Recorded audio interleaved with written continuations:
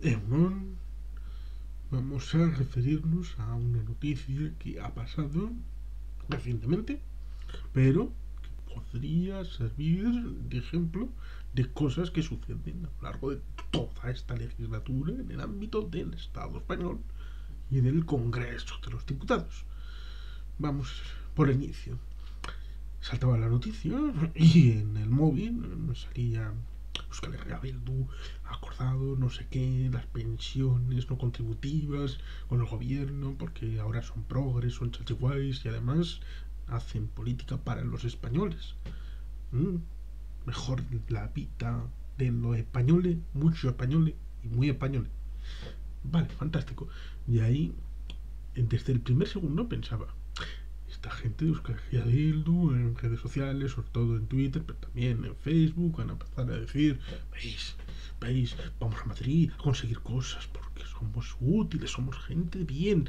Lo cual es curioso porque hace 40 años habría un grupo que iba a conseguir cosas para los vascos, que es el Grupo Vasco en el Congreso, y a esos los de entonces, de HB, les decían que se vendían por platos de lentejas, que iban a españolear a Madrid, que iban a hacer cosas muy malas, que renunciaban a la soberanía de los vascos, estas cosas que están en la hemeroteca y que evidentemente estos se olvidan, pero claro, estas cosas pueden ser un titular sintomático, luego trending topic en Twitter, Bildu por aquí, Bildu por allá, pero espera un momento, ¿por qué esas cosas?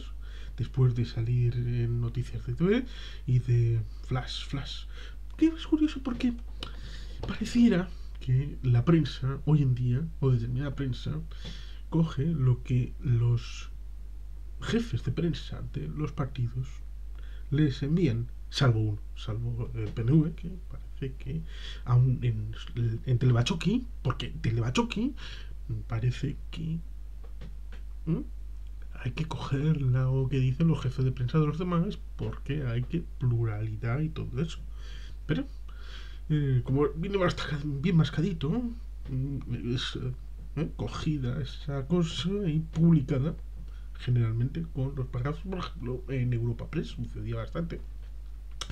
Y hay gente que se cuelga de estos servidores y cogen la noticia tal cual. Pero, en este caso, la cosa era más compleja. ¿Mm? Hasta el punto de que a veces suelo hacer búsquedas y encontré una PNV y H. Bildu salvan la... Eh, ¿cómo puede ser? El PNV, pero si no era H. Bildu la que salvaba, ¿cómo puede ser posible?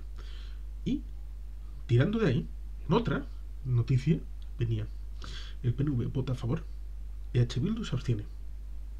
Mm, lo cual resultaba tremendamente curioso. Es decir, se estaba dando valor a algo que EH Bildu había conseguido a través de una abstención.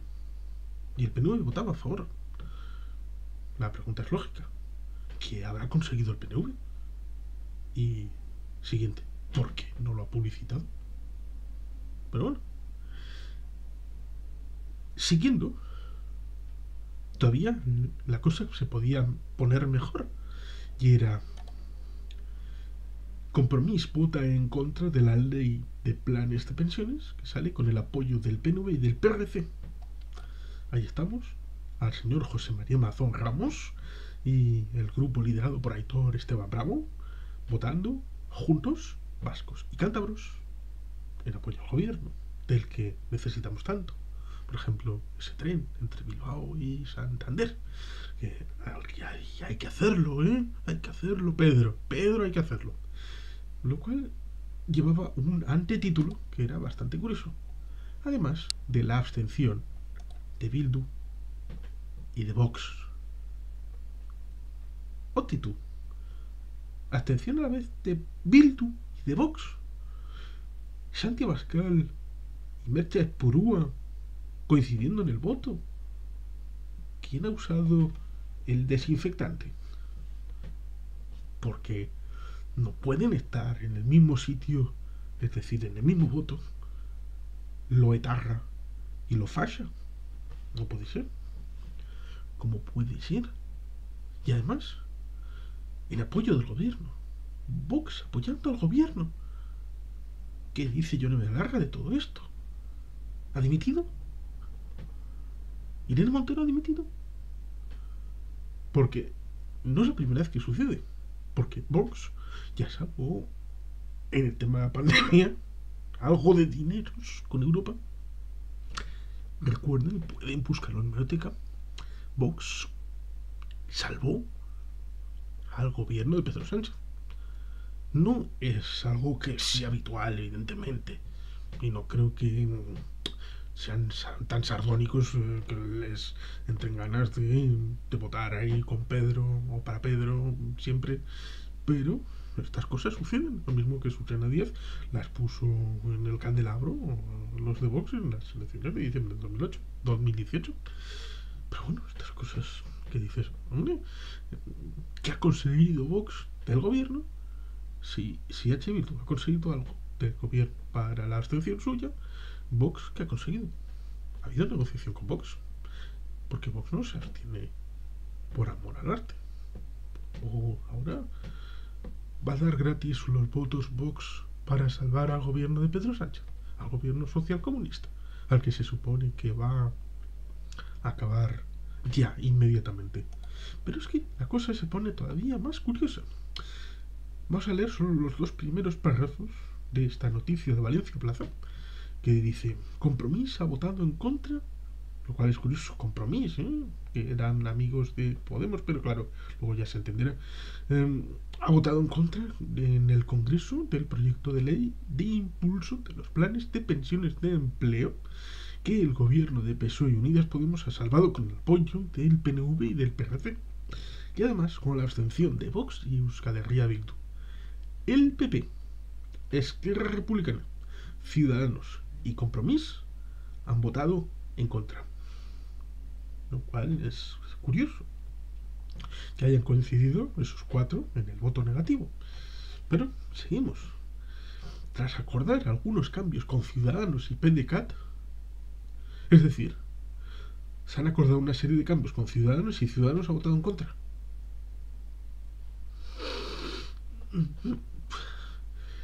Es alucinante. Con cambios con Ciudadanos y PDeCAT para ampliar las ventajas fiscales de esta regulación, el gobierno ha cuadrado sus cuentas acordando con Euskal Herria Bildu. Entonces, se pueden llegar a acuerdos con grupos y luego voten en contra. Esto, aquí hay algo que no funciona. Y la reflexión de fondo, más allá de recompensas por una abstención, por un voto a favor o por un voto en contra, la reflexión debería de ser: ¿qué demonios está pensando el grupo socialista y el grupo de Podemos, que no olvidemos es partícipe en la coalición de gobierno? ¿Qué está pensando Moncloa? ¿Qué está pensando Yolanda Díaz? ¿Qué están pensando los grupos políticos y los partidos políticos que llevan el gobierno bipartito en Madrid para sostener la mayoría de investidura? Porque el acuerdo firmado a finales de diciembre del año 2019 para el voto afirmativo del PNV en enero del 2020 a la investidura de Pedro Sánchez Pérez Castejón venía una serie de requisitos firmados y acordados que no se han cumplido. Baste ir a la hemeroteca y encontrar los puntos y saberlos leer y ver cómo ha sido la transición a la realidad, porque debería de haber un reconocimiento previo, base de información, conversaciones, para poder llegar a el momento y el lugar en el que, con carácter previo a las votaciones, se tenga la seguridad de que las cosas van a salir adelante y que las cosas que se presenten vayan a salir adelante, y las que vayan a salir adelante son las que se presenten. No, ¿cómo está pasando? ¿Y qué es lo que está pasando? Que van a votaciones y deben de parchear día tras día. ¿Por qué? Y esto es lo importante. Piensan que la alternativa es lo peor. Lo peor de lo peor. Es decir, como enfrente está el PP con Vox. Entonces, ellos, que no tienen mayoría absoluta, el PSOE con Podemos, piensan, podemos hacer lo que queramos en el día a día, porque nos van a permitir que el gobierno sea derrotado. Lo cual llevó un día, hace no mucho, a Pedro Sánchez, que iba a hacer una gira europea, a tener que quedarse en Madrid en el Congreso porque su voto era imprescindible. Y eso sucedía porque no habían hablado con los miembros de la investidura, que no son parte del gobierno, pero son posibles aliados, y algunos con los que se había firmado un acuerdo. Y por eso pasan estas cosas, de que te surge una noticia, de la noticia de EH Bildu ha conseguido tal cosa.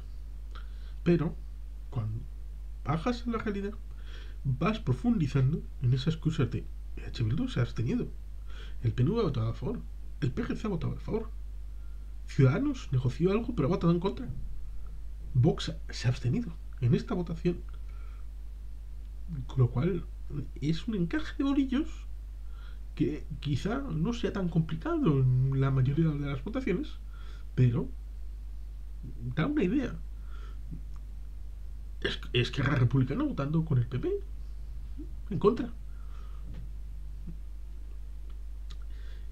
Habría que ser capaces, pero digo, habría que, el PSOE fundamentalmente, tendrían que replantearse muchas cosas en el funcionamiento parlamentario para poder seguir lo que debe ser el resto de la legislatura hasta el ultimísimo día, porque más allá de dinámicas electorales, la gente quiere de sus representantes electos, ya sea en el legislativo o a través de este en el ejecutivo, exigen, merecen que se cumpla con el programa electoral, el programa de gobierno con el que están para representar a los electores. Y los que no votan por ellos, pero han votado por otras formaciones, como yo mismo, nos vemos representados en esos otros diputados que exigen el cumplimiento de ese otro programa electoral con el que se presentaron. Y si quieren el voto de esos otros grupos que formaron parte de la investidura, pero no están comprometidos con un acuerdo de gobierno, hay que respetar lo firmado, hay que cumplir lo firmado. Y eso beneficia la estabilidad. Y la estabilidad beneficia la prosperidad. Esta realidad de esta votación en concreto se puede reproducir en otras, se ha vivido en el pasado y en principio este segundo semestre de 2022 y todo el año 2023 está dentro de la actual legislatura. Es decir, queda un año y medio en el que hay que aprobar muchas cosas, hay que seguir adelante con muchos proyectos, va a haber muchas votaciones en el Congreso.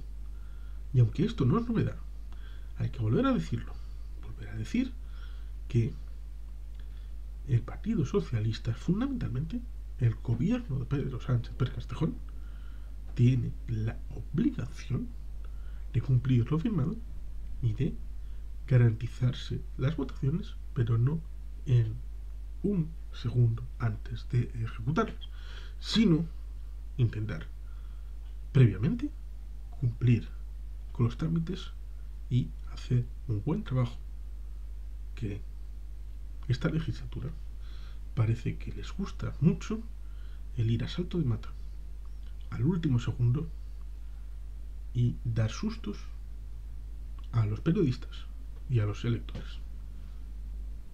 Así que hay que profundizar en la realidad, conocerla y procurar evitar los sustos, porque estos se pueden producir en el futuro. Y sin más, es que ricasco, agur bat, beti helpian.